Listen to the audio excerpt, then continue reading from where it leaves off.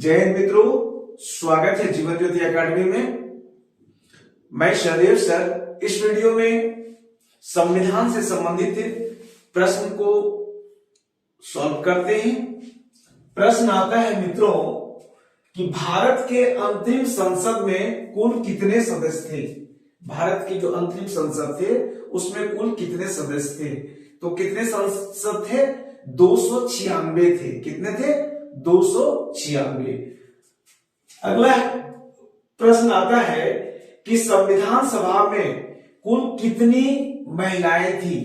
यानी संविधान बनाने की जो सभा बनाई गई थी उसमें कुल कितनी महिलाएं थी। ठीक है, तो ये देखिए बहुत विवादित प्रश्न है। अगर आंसर में 15 देता है तो 15 में टिक लगाइए। अगर 15 ना देकर के अगर 10 देता है तो 10 में टिक लगाइए। ठीक है। अगला है कि भारतीय संविधान को बनाने हेतु कुल कितने अधिवेशन हुए थे। ये देखिए बहुत इंपॉर्टेंट प्रश्न है कि भारतीय संविधान को बनाने के लिए कुल कितने अधिवेशन हुए थे।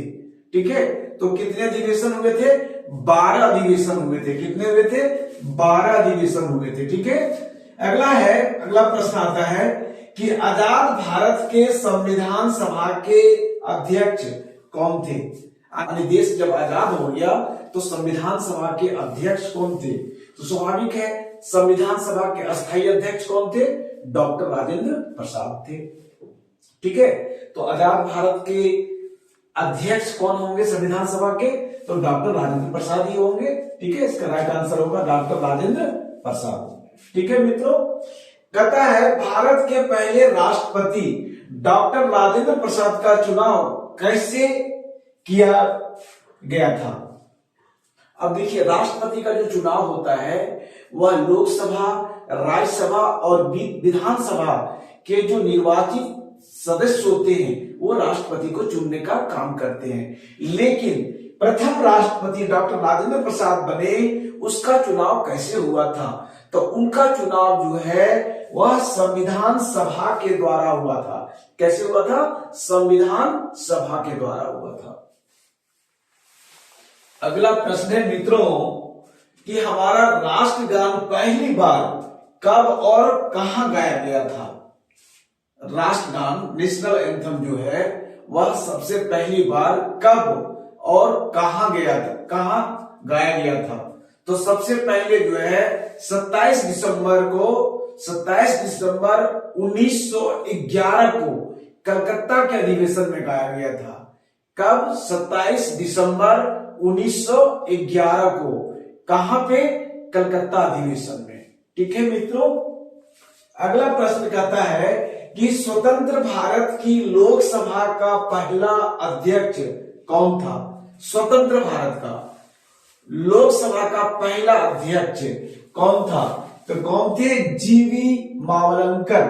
ठीक है, जीवी मावलंकर। इनको जीवी मावलंकर को लोकसभा का जनक भी कहा जाता है। कभी कभी प्रश्न पूछता है कि लोकसभा का जनक किसे कहा जाता है।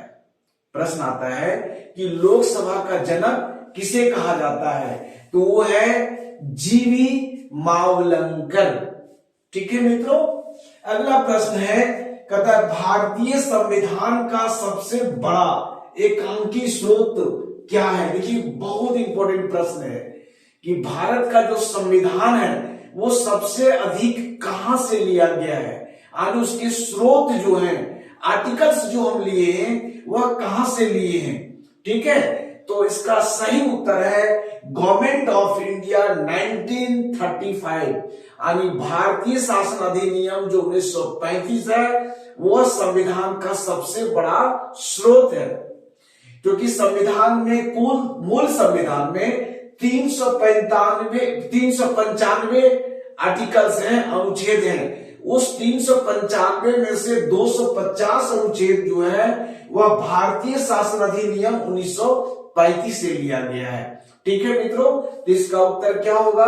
भारतीय अधिनियम 1935 यानी गवर्नमेंट ऑफ इंडिया आर्टिकल 1935। ठीक है। अगला प्रश्न देखिए क्या है। भारत है एक, भारत क्या है? हिंदू राष्ट्र है, हिंदू मुस्लिम राष्ट्र है या धर्मनिरपेक्ष राष्ट्र है? तो भारत जो है वह एक धर्मनिरपेक्ष राष्ट्र है, इसका आंसर होगा। ठीक है मित्रों, यह भी प्रश्न बहुत बार पूछा जाता है।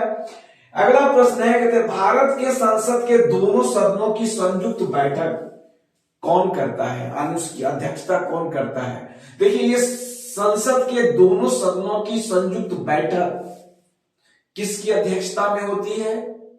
तो इसके अध्यक्ष जो होते हैं वह लोकसभा के अध्यक्ष होते हैं, यानी कि संसद के दोनों सदनों को जो चलाने का काम करता है वह लोकसभा के अध्यक्ष करते हैं।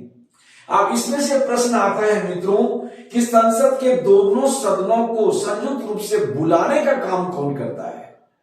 देखिए, एक अलग प्रश्न है।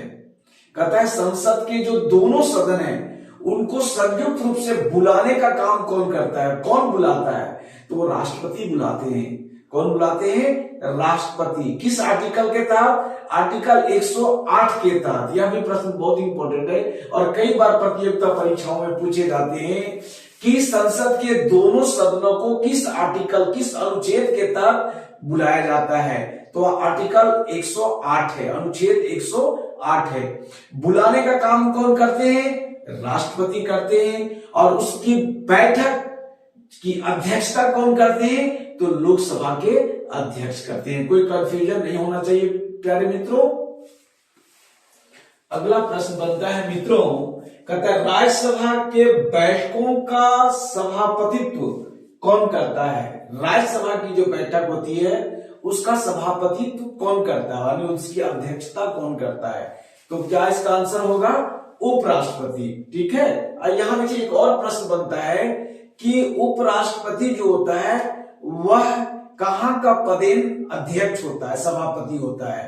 तो उपराष्ट्रपति जो होता है वह राज्यसभा का पदेन सभापति होता है। ठीक है। देखो यहाँ प्रश्न भी है कि भारत का उपराष्ट्रपति किसका पदेन सभापति होता है? प्रश्न क्या आता है कि भारत का जो उपराष्ट्रपति है वह किसका पदेन सभापति होता है? तो किसका होता है? यह राज्यसभा का होता है। किसका? राज्यसभा का। ठीक है मित्रों। अगला प्रश्न देखिए क्या देता है। कहता है संविधान के किस संशोधन द्वारा मतदान की आयु 21 वर्ष से घटा करके 18 वर्ष कर दी गई है? पहले क्या था? मतदान की जो उम्र सीमा थी वह 21 वर्ष था, महिला एवं पुरुष दोनों के लिए। कहता है प्रश्न में कि किस संविधान संशोधन के द्वारा यह उम्र सीमा 21 वर्ष से घटा करके 18 वर्ष कर दिया गया है? ठीक है। तो इसका आंसर क्या है? 61वां संविधान संशोधन अधिनियम। कब? 1989 में। यानी कि 61वां संविधान संशोधन अधिनियम के तहत 1989 में जो मतदान देने की उम्र सीमा 21 वर्ष थी उसको घटा करके 18 वर्ष कर दिया गया है। ठीक है मित्रों, बहुत इंपॉर्टेंट प्रश्न है, कई बार ये प्रश्न पूछे गए हैं। कहता है भारत में आजादी के बाद पहला आम चुनाव कब संपन्न कराया गया? देखिए यह भी प्रश्न काफी इंपॉर्टेंट है और कई बार पूछे गए हैं। कहता है कि पहली बार, प्रथम स्वतंत्रता के बाद सबसे पहला बार आम चुनाव जो है वह कब संपन्न कराया गया? तो कब कराया गया था? 1952 में कराया गया था। कब? 1952 में। अब देखिए एक ऐसा प्रश्न है जो बहुत इंपॉर्टेंट है। क्या है? भारत के प्रथम वायसराय कौन थे? भारत के प्रथम वायसराय कौन थे? ठीक है, तो है लॉर्ड कैनिंग। कौन थे? Lord Canning. और एक प्रश्न आता है कि भारत के प्रथम गवर्नर कौन थे? तो वो थे लॉर्ड विलियम बेंटिक। प्रश्न देखिए मित्रों क्या कहता है। कहता है भारत के पहले मुख्य चुनाव आयुक्त कौन थे? भारत का सबसे पहला मुख्य चुनाव आयुक्त कौन थे? ठीक है, तो इसका आंसर होगा सुकुमार सेन। मित्रों इस प्रश्न पे बहुत बढ़िया से ध्यान देंगे, यह काफी इंपॉर्टेंट प्रश्न है। कहता है कि भारत के पहले मुख्य चुनाव आयुक्त कौन थे? तो कौन थे? सुकुमार सेन। ठीक है, बहुत इंपॉर्टेंट है। कहता है किस अधिनियम के अंतर्गत बंगाल के गवर्नर को भारत का गवर्नर जनरल बना दिया गया। प्रश्न को बिल्कुल बढ़िया से समझिए। कहता है किस अधिनियम के अंतर्गत बंगाल का जो गवर्नर था उसको भारत का गवर्नर जनरल बना दिया गया। तो है ये 1833 का चार्टर्ड अधिनियम। कब है? 1833 का चार्टर्ड अधिनियम। ठीक है मित्रों, पुनः कहता है, प्रश्न है कि भारत के मुख्य चुनाव आयुक्त की नियुक्ति किसके द्वारा की जाती है? भारत के मुख्य चुनाव आयुक्त की नियुक्ति जो है वह किसके द्वारा की जाती है? क्या उपराष्ट्रपति के द्वारा, राष्ट्रपति के द्वारा, सर्वोच्च न्यायालय के मुख्य न्यायाधीश के द्वारा, किसके द्वारा? तो राष्ट्रपति नियुक्त करता है। मुख्य चुनाव आयुक्त की जो नियुक्ति होती है वह कौन करते हैं? राष्ट्रपति करते हैं। राष्ट्रपति के द्वारा नियुक्त किए जाते हैं। ठीक है मित्रों, अगला प्रश्न कहता है कि भारत के संविधान में प्रेस की स्वतंत्रता किस अनुच्छेद के तहत सुनिश्चित की गई है? प्रेस की स्वतंत्रता, मीडिया को जो फ्रीडम मिला है, जो स्वतंत्रता मिली हुई है, वह किस अनुच्छेद के तहत उनको यह स्वतंत्रता प्राप्त है? तो यह है अनुच्छेद 19 ये, या अनुच्छेद 19 का आर्टिकल 19A। ठीक है, यह भी काफी इंपॉर्टेंट प्रश्न है और कई बार ये प्रश्न प्रतियोगिता परीक्षाओं में पूछे गए हैं। ठीक है मित्रों, यह प्रश्न देखिए मित्रों, प्रश्न कहता है भारतीय संविधान का कौन सा अनुच्छेद संसद को संविधान संशोधन करने की शक्ति देता है? कहता है कि भारतीय संविधान का वह कौन सा अनुच्छेद है जिससे संसद को, यानी पार्लियामेंट को, संविधान में संशोधन करने की शक्ति देता है? तो इसका आंसर क्या होगा? आर्टिकल 368, यानी कि अनुच्छेद 368। अनुच्छेद 368 जो है वह संसद को संविधान संशोधन करने की शक्ति देता है। ठीक है, अब यहां एक प्रश्न आता है कि संविधान संशोधन की जो प्रक्रिया है वह किस देश से ली गई है? यह भी बहुत इंपॉर्टेंट प्रश्न है कि संविधान संशोधन की जो प्रक्रिया है वह किस देश से ली गई है? इसका आंसर है मित्रों दक्षिण अफ्रीका से लिया गया है। कहां से लिया गया है? दक्षिण अफ्रीका से लिया गया है। ठीक है, अगला प्रश्न देखिए क्या है कि भारत के संसद के अपर हाउस यानी उच्च सदन को क्या कहा जाता है?